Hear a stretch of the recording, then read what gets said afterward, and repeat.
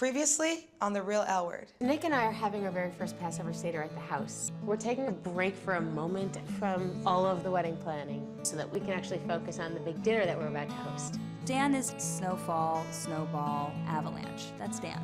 So I tell designer Dan that I want a dining room. All of a sudden, the entire house is getting done. This is going to be absolutely ginormous. Has he added his freaking mind? It's huge. This is important because it's a wonderful tradition, and it's just a nice way to share it with your friends and your family.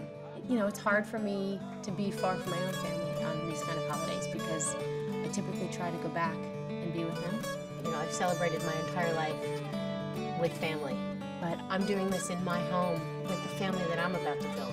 It's very meaningful to have you guys all here in my home as Nick and I have our very first Passover. As in engaged. Oh. In our new home. It means a lot to have you in our lives. Thank you. Happy Passover. Hey, nice to meet you finally. Yes, I'm looking forward to giving you a reading. Today I'm meeting with Stevie's psychic. Your energy is very distracted by your parents. Your mother feels very disconnected. She has a lot of energy tears in her field. She's learning to cope with, now she's got a lot of stuff going on. She needs consistent spiritual nurturing, and she does need to do something, and she needs to do it within the next 5 months, because if she doesn't, she's going to be in big trouble. Hey Mom, how do I convince you to come out for my birthday? I want you to meet Stamy. Let's play that one by ear. It's hard. It's not easy. You cannot play this for the way I feel, and I bet you 100 million mothers out there feel the same way. She always tells me baby steps, and which is something I used to say, but I actually don't need her to tell me baby steps anymore because I've been so respectful, and I think it's time that she respects me as well. It's 5 days to Fashion Week, and we're really getting ramped up. It's getting crazy right now. There's a lot of politics involved, seating and runway shows and front rows, and you gotta be really meticulous about this because you have to try and keep a lot of people happy. Did you finish yesterday's yet? Yeah.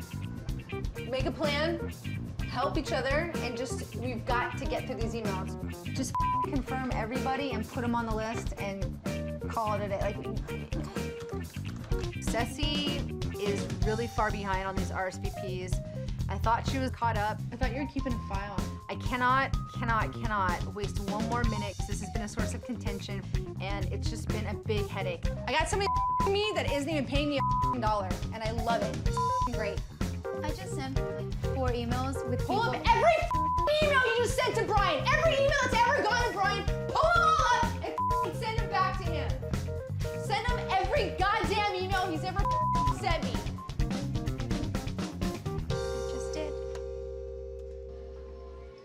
My grandmother, she raised me since I was a baby. You know, I went to officially live with her when I was about 11 years old, but really, she's my mom and my grandma all rolled into one. I just got a call, and I was told my grandmother was rushed to the hospital, so I'm rushing over there to go see her. The thought of even her being sick, let alone possibly losing her, is just like the worst feeling I could possibly ever feel. My best friend Irene is having her party tonight. You know, I promised her I would go. Rose, relax a little bit. Like, I know you're in a bad mood. Babe, but I want them to to really calm down. Like, you're being mean to everyone for no reason. Hold on, Nat, you're being You've been. No Nat, one's you doing need to stop right now. Okay, fine, I'll stop. But just so you You know, need to stop right now. really, I'm like, asking you check for the yourself. 3rd time to stop right Don't now. talk to me like you're my mom, because you're not. My sister's spinning there, so I pretty much just hang out with my sister, and I just stay as far away as possible from Rose. My ex-girlfriend Angel knows my grandma's sick and pretty much just sent me a text supporting me and just letting me know that everything's gonna be okay. I wanna see Angel because she kinda makes me feel better sometimes. Natalie would be extremely upset if she knew that Angel and I were communicating. I'm done. Done. I can't believe my girlfriend left.